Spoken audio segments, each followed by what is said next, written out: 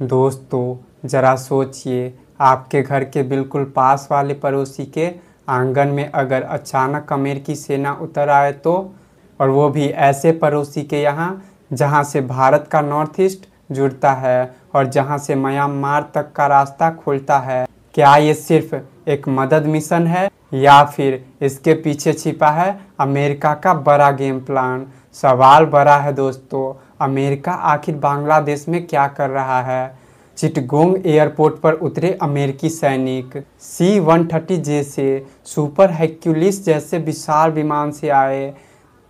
आधिकारिक बयान दिया गया, हम तो बस डिजास्टर मैनेजमेंट ट्रेनिंग देने आए हैं। लेकिन क्या कोई मान सकता है कि हजारों किलोमीटर दूर बैठा अमेरिका सिर्फ चक्रवात और तूफानों की चिंता में बांग्लादेश तक आ जाए? शायद नहीं। असल कहानी है इससे कहीं गहरी।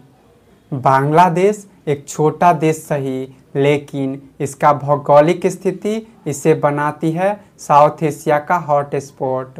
उत्तर पूर्व भारत के राज्यों मिजोरम, त्रिपुरा, असम से जुड़ा है, म्यांमार की सीमा छूता है और बंगाल की खाड़ी के जरिए सीधे जुड़ता है इंडियन ओशियन और मलक्का स्टेट से, यानी वो रास्ता जहां से दुनिया का सबसे ज़्यादा व्यापार होता है। अब समझिए क्यों अमेरिका इस जगह पर अपनी मौजूदगी चाहता है। दोस्तों, हाल ही में अमेरिका और बांग्लादेश ने दो बड़े मिलिट्री एक्सरसाइज किए, टाइगर लाइटनिंग 25 के नाम से और पैसिफिक एंजल 25 जो अभी चल रहा है।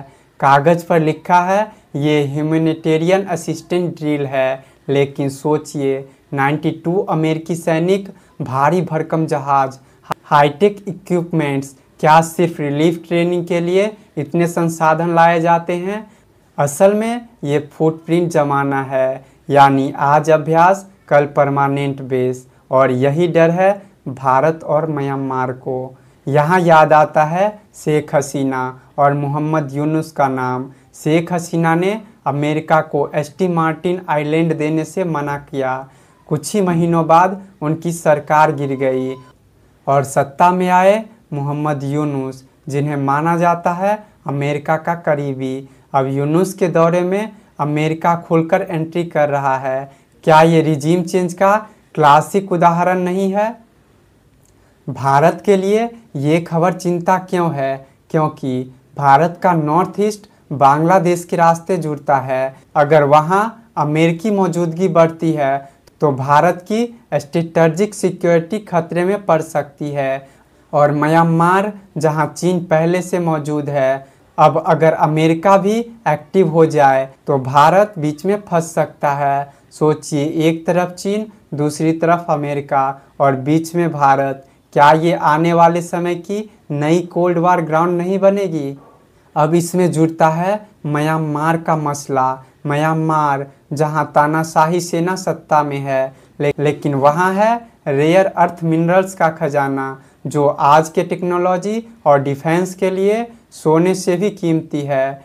चीन पहले से म्यांमार में इन खदानों पर नज़र गड़ाए बैठा है और अब अमेरिका भी इसी रेस में कूद पड़ा है। यानी खेल सिर्फ डिजास्टर मैनेजमेंट का नहीं है, असली दाव है रेयर अर्थ मिनरल्स और इंडियन ओशियन पर कंट्रोल।